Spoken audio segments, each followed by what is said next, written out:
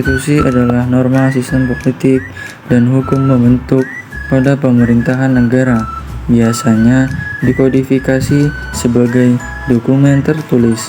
Hukum ini tidak mengatur hal-hal yang terperinci, melainkan hanya menjabarkan prinsip yang menjadi dasar bagi peraturan-peraturan lainnya. Pengertian menurut para ahli.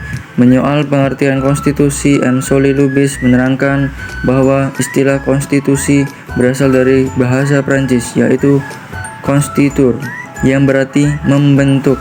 Istilah membentuk ini dimaknai sebagai pembentukan suatu negara atau menyusun dan menyatakan suatu negara. Konstitusi memiliki beragam fungsi yang sangat penting dalam sistem pemerintahan suatu negara. Berikut adalah beberapa konstitusi secara lengkap. 1. Mengatur kekuasaan pemerintahan. Konstitusi menentukan bagaimana kekuasaan akan dibagi antara cabang-cabang pemerintahan seperti eksekutif, legislatif, dan yudikatif. Periode perubahan konstitusi. Periode 18 Agustus 1945 sampai 27 Desember 1949 menetapkan Undang-Undang Dasar 1945. Saat Republik Indonesia diproklamasikan pada tanggal 17 Agustus 1945, Republik yang baru ini belum mempunyai Undang-Undang Dasar. Sehari kemudian pada tanggal 18 Agustus 1945, rancangan undang-undang disahkan oleh PPKI sebagai Undang-Undang Dasar Republik Indonesia setelah mengalami beberapa proses. Periode 27 Desember 1949 sampai 17 Agustus 1950 menetapkan Konstitusi Republik Indonesia Serikat. Perjalanan negara baru Republik Indonesia ternyata tidak luput dari rongrongan pihak Belanda yang menginginkan untuk kembalinya kekuasaan di Indonesia. Sejalan dengan usaha Belanda tersebut, maka terjadinya agresi Belanda 1 pada tahun 1947 dan agresi 2 pada tahun 1948. Dan ini mengakibatkan diadakannya KMB yang melahirkan negara Republik Indonesia Serikat. Periode 17 Agustus 1950 sampai 5 Juli 1959. Penetapan Undang-Undang Dasar sementara 1950.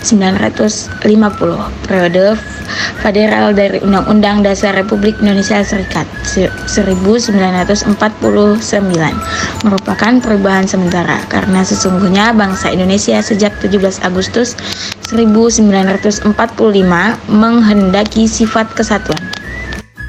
Periode 5 Juli 1959 sekarang penetapan berlakunya kembali Undang-Undang Dasar 1945 dengan dekret Presiden 5 Juli 1959 berlakulah kembali Undang-Undang Dasar 1945.